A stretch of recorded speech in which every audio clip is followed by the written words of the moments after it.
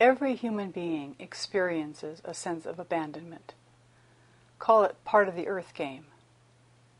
From the moment the physical body slides out of the birth canal, the very first physiological impression is loss.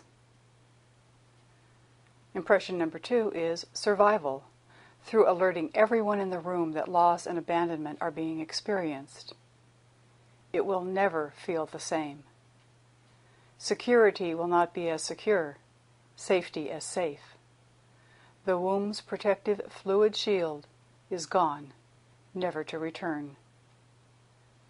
In its place is the possibility of freedom, at least once you get the hang of having a body to use to play the liberation game.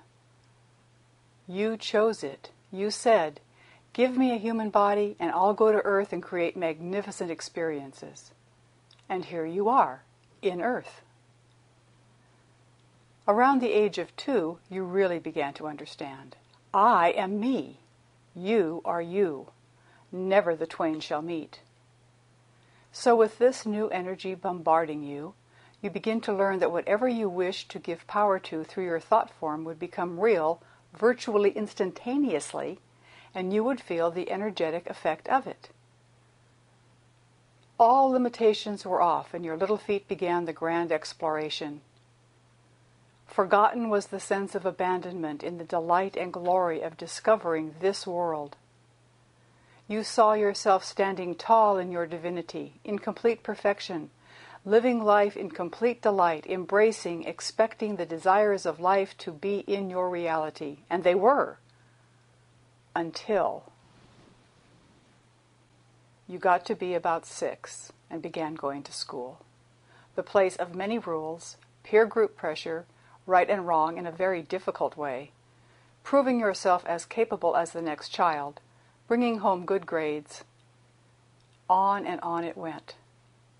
The separation between you and the other became very distinct, and unless you measured up, you were an outcast, and you believed it was true. You lost trust in yourself, because you had given it away. So now here you are, mature, grown up, and living life, or so it seems. But the abandonment is back, because all of the years between when you had forgotten loss and this moment are now filled with a magnification of not enough, not good enough, and unable to live up to expectations. What is missing in your life is the ability to trust yourself, the same trust you had when you were 2 and letting each new distraction attract you.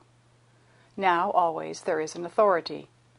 Always, there is someone to become like, something to change, something to control, and always there is the comparative mind, the mind that says this is better than that, this is preferable to that. In a word, there is judgment.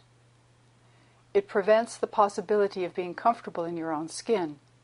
It stops you from feeling connected to others. It creates adversity, polarity in the world of black and white. Judgment, fear, lack of trust.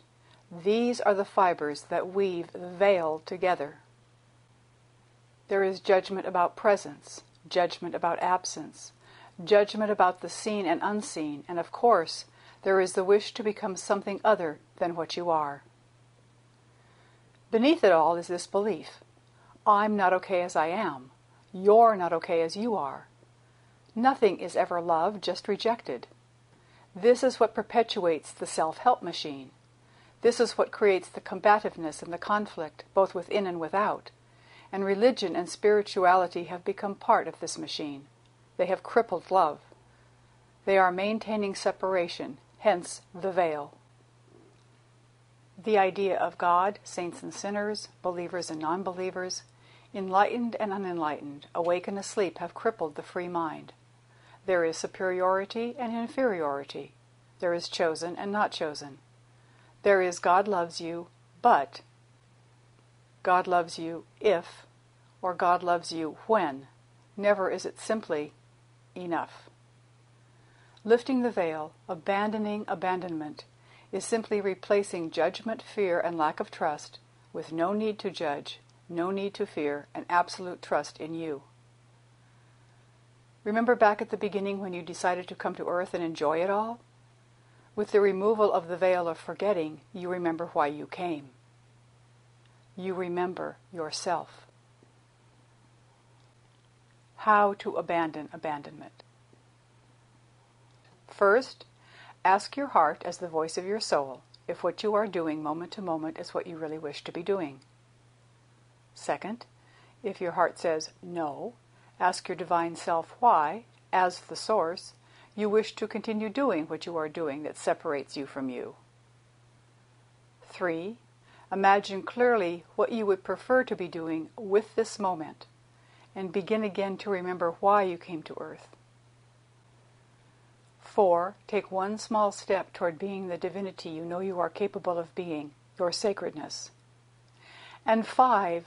Tell everyone in your life what you are doing. And then share it.